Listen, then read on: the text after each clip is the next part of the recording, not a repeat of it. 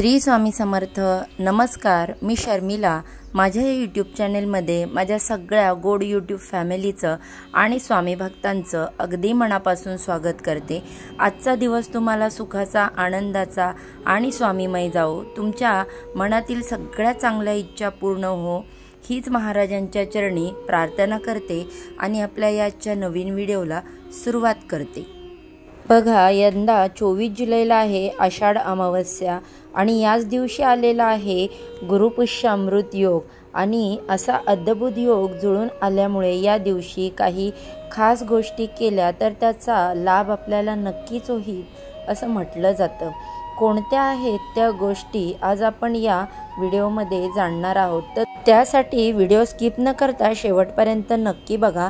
चॅनलवरती पहिल्यांदा नवीन आला असाल तर व्हिडिओला लाईक करा, चॅनलला सबस्क्राईब करा आणि असेच नवनवीन माहितीपूर्ण व्हिडिओ पाहण्यासाठी बेल आयकॉनला देखील प्रेस करा, ज्यामुळे मी जेव्हा पण माझ्या चॅनलवरती नवीन व्हिडिओ अपलोड करेल त्याचे नोटिफिकेशन सर्वात आधी तुम्हाला मिळेल आणि तुम्ही एक पण व्हिडिओ मिस करणार नाही।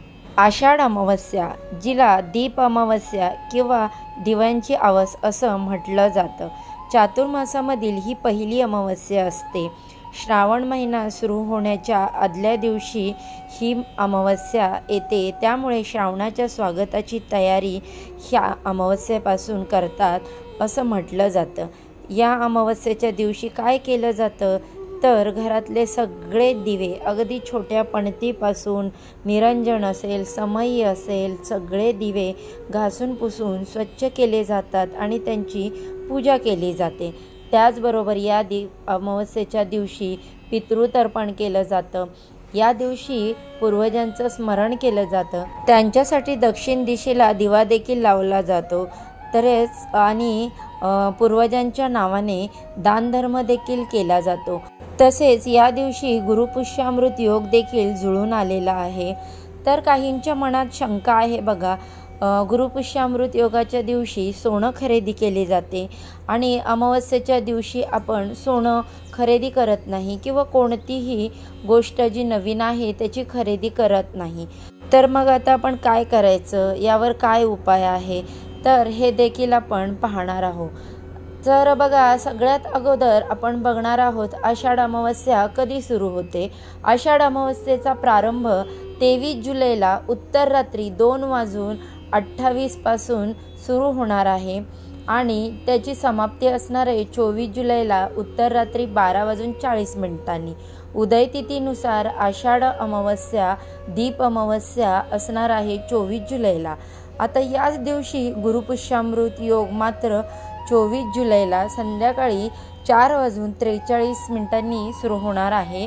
त्यामुळे तुम्हाला सोनं खरेदी करायचे असेल तर तुम्ही 24 जुलैच्या संध्याकाळी 4:43 नंतर म्हणजेच 4:45च्या दरम्यान किंवा त्यानंतर तुम्ही सोनं खरेदी करू शकता। ज्योतिषशास्त्रानुसार 27 नक्षत्रांचा उल्लेख असून पुष नक्षत्रास खूप महत्त्व आहे आणि बघा, हे पुष नक्षत्र जेव्हा गुरुवारी येतं तेव्हा त्याला गुरुपुष्यामृत असं म्हटलं जातं। हा सर्वात दुर्मिळ आणि सर्वोत्कृष्ट योग मानला जातो। गुरुवारी भगवान श्रीहरी विष्णूंची पूजा केली जाते, त्याचबरोबर गुरुग्रहाची देखील पूजा केली जाते। आणि बघा, या नक्षत्राचे स्वामी हे शनिदेव आहेत आणि म्हणूनच शनिदेव आणि गुरु यांचा गुरुपुष्य योगावरती प्रभाव असतो। परंतु आषाढ अमावस्याबद्दल एक गैरसमज देखील आहे। आषाढ अमावस्येच्या दिवशी गटारी अमावस्या असं म्हटलं जातं, पण हा शब्द अतिशय चुकीचा आहे।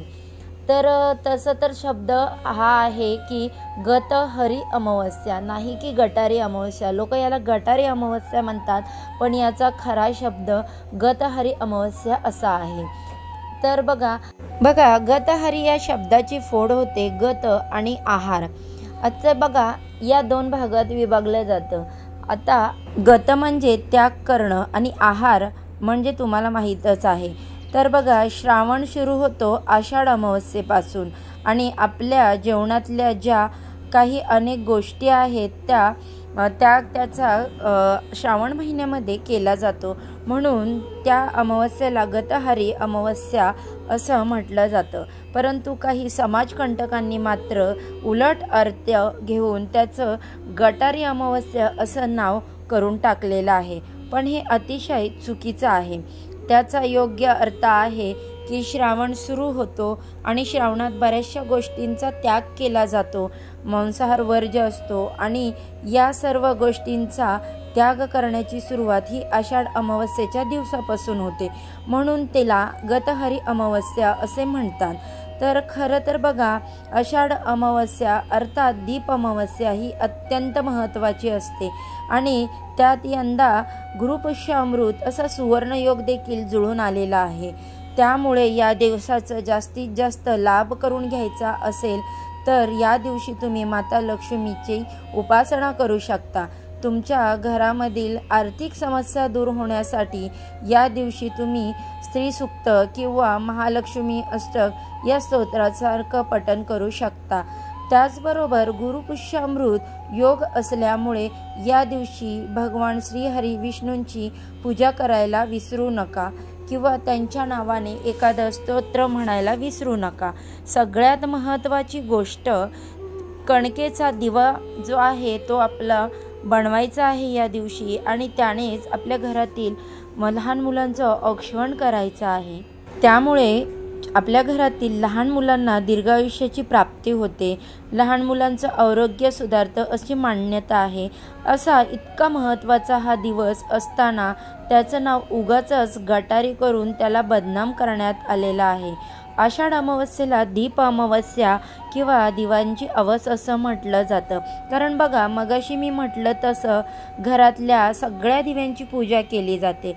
वर्षभर आपल्याला जे दिवे प्रकाश देतात त्या दिव्यांप्रती कृतज्ञता व्यक्त करण्याचा हा दिवस असतो आणि या दिवशी कणकेचे दिवे बनवताना कणिक घ्यायचं, म्हणजेच काय तर गव्हाचं पीठ घ्यायचं, त्याच्यामध्ये गुळाचं पाणी घालायचं आणि त्यापासून हे दिवे तयार करायचे। त्यापैकी एक दिवा जो आहे तो रात्रीच्या वेळी दक्षिण दिशेला तुम्ही पूर्वजांसाठी ठेवू शकता।